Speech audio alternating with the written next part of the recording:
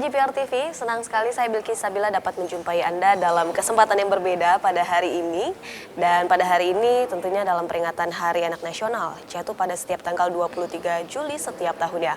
Pelaksanaan peringatan Hari Anak Nasional tahun 2023 mengambil tema Anak Terlindungi Indonesia Maju. Nah, dengan tema tersebut diharapkan anak Indonesia dapat menjadi agen perubahan dalam menyuarakan hak-haknya. Seperti apa kemudian Kementerian PPA ini menyikapi perayaan momentum tersebut? Kami akan ulas selengkapnya hari ini langsung bersama dengan Deputi Bidang Perlindungan Khusus Anak Kementerian PPPA dengan Bapak Nahar. Selamat sore Pak Nahar, Assalamualaikum. Waalaikumsalam. Bagaimana kabarnya di hari ini Pak? Baik. Baik, sehat selalu ya Pak ya. Bapak berbicara mengenai Hari Anak Nasional 2023 dengan tema Anak Terlindungi Indonesia Maju. Isu yang akan dicanangkan oleh Kementerian PPA dalam perayaan Hari Anak Nasional 2023 seperti apa sih Pak? Iya, anak terlindungi tentu kita sangat berharap bahwa tidak ada satu orang anak pun yang membutuhkan perlindungan tidak dipenuhi oleh instrumen ya kebijakan dan upaya-upaya yang ada gitu ya. Jadi pemenuhan hak anaknya dilaksanakan, lalu kemudian ketika anak rentan dan mengalami berbagai persoalan, ada instrumen yang bisa melindungi dan komitmen kita harus sama, yaitu tidak ada satu orang anak pun yang membutuhkan perlindungan tidak diberikan perlindungan. Oleh karena itu di saat-saat kita menjalani proses menuju Indonesia layak anak, maka kita ingin memastikan semua anak terlindungi. Oleh karena itu maka temanya itu tetap konsisten dengan menggunakan tema anak terlindungi. Sudah sejak tahun berapa Pak? Menuju Indonesia Maju, sejak 2020 gitu ya. Jadi 4 tahun ke belakang kita menggunakan tema yang sama gitu ya. Untuk mewujudkan itu tentu kita menggunakan beberapa instrumen yang kemudian dijadikan subtema. Jadi subtema itu pertama adalah bahwa misalnya persoalan yang muncul terkait dengan dampak medsos terhadap berbagai persoalan yang dihadapi oleh anak. Oleh karena itu maka kita mengingatkan tentang cerdas bermedsos agar anak Indonesia aman. Lalu kemudian yang kedua tentu kita terus mendorong agar anak berani memimpin dan bicara kalau ada persoalan-persoalan. Speak up begitu ya? Iya, speak up. Jadi mulai dari rumah dia komunikasi jalan dengan orang tua, berani bicara, menyampaikan keluh kesahnya sehingga sebelum jadi persoalan anak sudah punya jawaban oleh orang terdekatnya yang harus memang memberikan solusi, yaitu orang tua gitu ya. Lalu kemudian yang kedua tentu kita berharap lingkungannya menjadi aman dan pengasuhannya itu terjaga dengan sebaik-baiknya dilaksanakan oleh orang tua dan keluarga. Dan yang terakhir adalah memastikan bahwa kekerasan perkawinan anak dan pekerja anak bisa kita cegah dan hilangkan atau diminimalisasikan atau diturunkan gitu. Jadi dengan 5 strategi itu yang dijadikan subtema, kita berharap kita bisa mewujudkan upaya-upaya untuk Indonesia yang melindungi anak dan menuju Indonesia yang lebih maju. Kemudian kita juga sama-sama menyadari Pak bahwa memang tren kekerasan seksual pada anak begitu berdasarkan data dari Simfoni PPA ini terus mengalami peningkatan begitu Pak. Nah tentu dengan adanya kekerasan tersebut ini yang paling terdampak adalah anak itu sendiri. Nah apakah dari Kementerian PPPA ini ada semacam mengedukasi kepada orang di sekitar anak begitu Pak? Karena tidak hanya anak saja yang perlu diedukasi, namun orang-orang di sekitar ini juga perlu tahu bahwa kekerasan seksual pada anak itu tidak boleh lagi dilakukan begitu. Iya, ada 4 pilar dalam upaya perlindungan anak.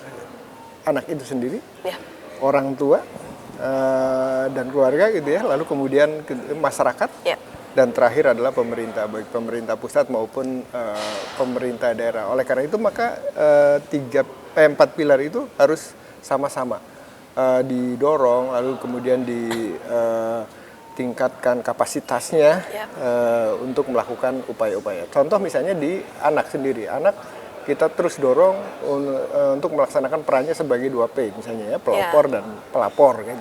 Jadi itu terus dengan melakukan berbagai peningkatan kapasitas gitu ya, bahkan perluasan jangkauan, bahkan forum-forum anak itu ada di desa-desa. Ya, setuju. Sehingga itu nanti akan menjadi instrumen untuk memastikan bahwa anak-anak paham tentang perannya sebagai pelopor dan pelapor. Lalu kemudian keluarga tentu juga harus ditingkatkan kapasitasnya dan upaya-upaya misalnya dengan memberikan konsultasi keluarga. Lalu kemudian beberapa program untuk keluarga juga didorong, misalnya ada Puspaga, ada program-program pengasuhan positif dan lain-lain itu diupayakan. Demikian juga misalnya penguatan kapasitas di masyarakat sendiri gitu ya. Artinya di masyarakat juga didorong, misalnya ada gerakan-gerakan perlindungan anak terpadu berbasis masyarakat, sehingga di lingkungan terdekat, lingkungan masyarakat itu upaya-upaya itu dilakukan. Terakhir, kalau seandainya situasinya mendorong pemerintah harus ikut terlibat, maka tentu program-program perlindungan anak yang dilaksanakan oleh pemerintah baik di pusat maupun di daerah itu juga harus dilakukan, termasuk menyediakan fasilitas-fasilitas layanan yang dapat disiapkan untuk jaga-jaga kalau seandainya ada kasus-kasus yang muncul di wilayah-wilayah yang ada di wilayah Indonesia. Baik, sehingga dalam hal ini peran pemerintah ini hanya memastikan bahwa kebijakan ataupun program untuk melindungi anak itu dapat berjalan, namun kembali lagi kepada anak dan juga kepada peran dari masyarakat dan juga keluarga sendirilah yang berperan lebih penting begitu. Kita semua saat ini baik kita sebagai masyarakat dan juga pemerintah memiliki cita-cita penting di tahun 2045 nih Pak, untuk bisa mencapai generasi emas tahun 2045.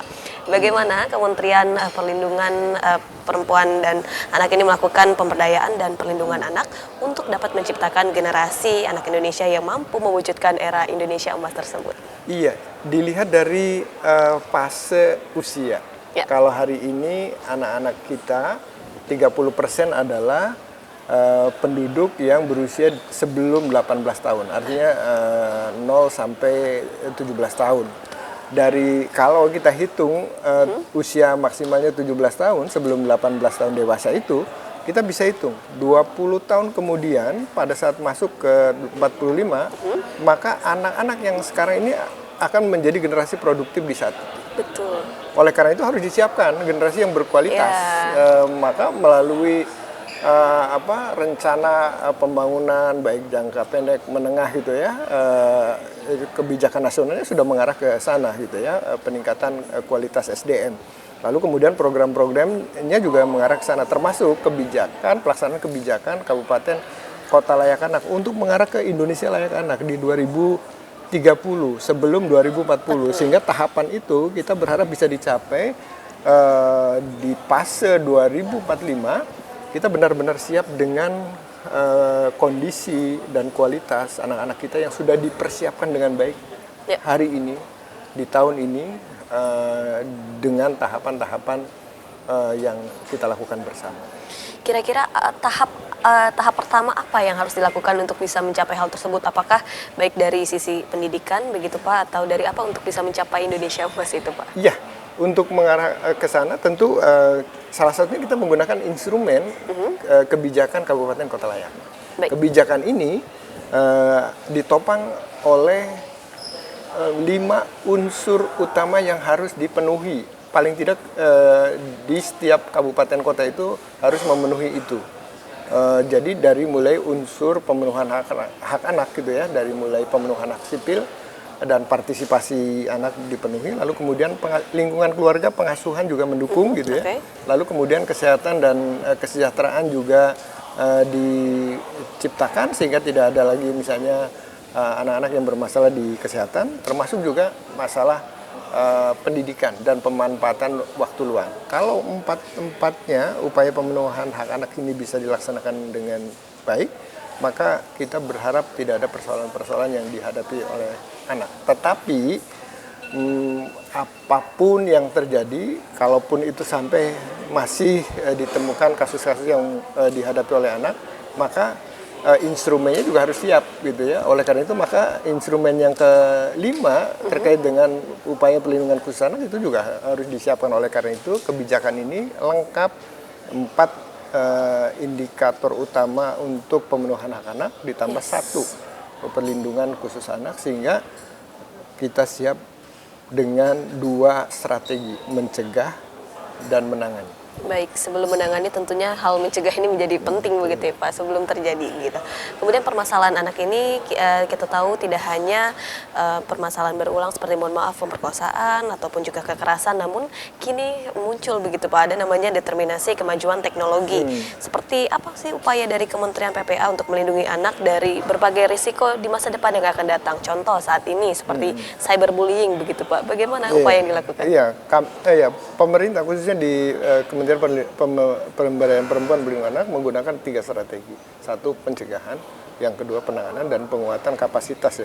Di pencegahan itu misalnya berbagai kebijakan yang mengarah kepada upaya memperkuat regulasi di bidang cyber gitu ya.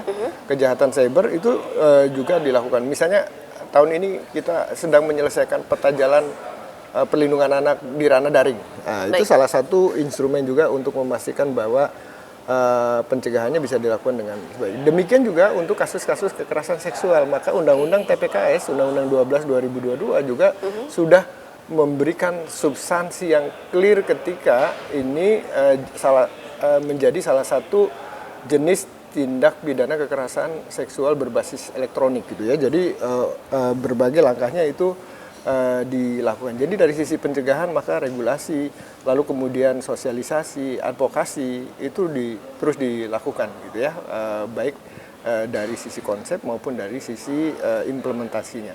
Lalu kemudian yang kedua tentu menyiapkan juga instrumen penanganan. Jadi kalau seandainya bocor juga misalnya tetap muncul masalah terkait dengan kejahatan cyber itu, maka sudah ada instrumen penanganan. Maka beberapa instrumen sarana prasarana dan mekanisme perlindungan anak itu sudah dibuat, salah satunya dengan menggunakan pendekatan di semua wilayah harus memiliki unit pelaksana teknis perlindungan perempuan dan anak. Demikian juga penguatan dari SDM yang mengelola maupun SDM pendamping, dan lagi-lagi misalnya undang-undang terakhir di Undang-Undang TPKS itu memperluas petugas-petugas yang berhak mendampingi para korban, sehingga 3 strategi ini harus sejalan dan kita berharap dengan penguatan dari tiga langkah ini akan sanggup mencegah dan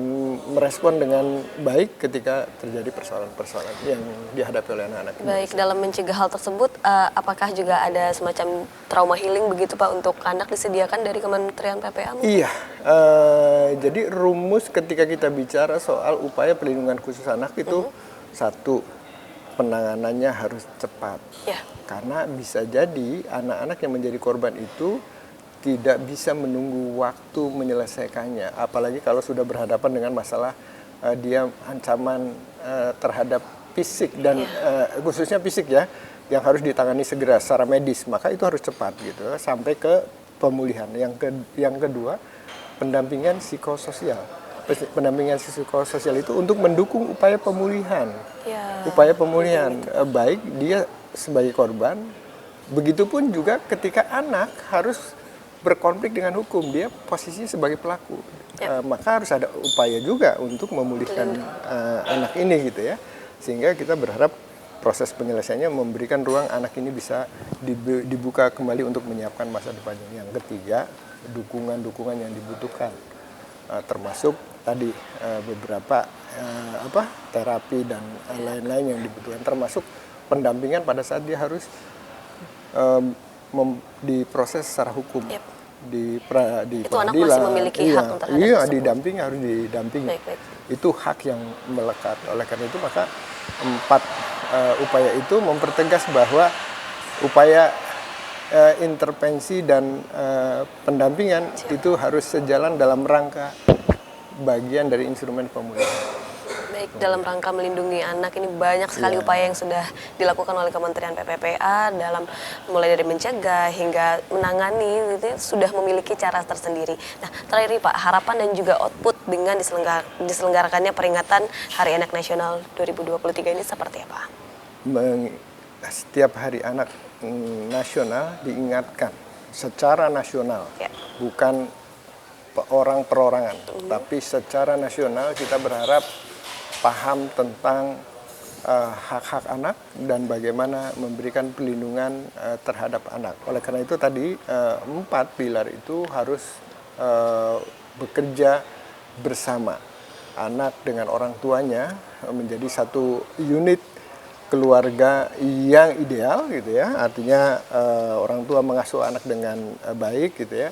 Lalu kemudian anak juga tumbuh kembang di lingkungan keluarga yang lebih baik, tetapi juga di lingkungan masyarakat juga sama-sama memiliki pemahaman untuk memberikan pemenuhan hak anak dan memberikan perlindungan. Dan saya tentu sangat berharap bahwa pemerintah daerah di seluruh wilayah Indonesia juga semakin kuat komitmennya untuk memastikan bahwa wilayahnya layak anak, ramah anak, memenuhi hak-hak anak dan melindungi hak anak dengan menggunakan salah satu diantaranya dengan menggunakan instrumen kebijakan Kabupaten Kota Layak Anak. Baik, jadi ayo bagi para anak dan juga orang tua ini kerjasamanya nih ya Pak, perlu kerjasama untuk saling memenuhi kebutuhan hak anak, bukan hanya hak materi saja begitu, namun hak-hak perlindungan dan juga hak-hak yang memang dibutuhkan untuk anak dapat terus berkembang lebih baik lagi. Dan juga bagi untuk pemerintah daerah, pemerintah pusat ini juga diharapkan dapat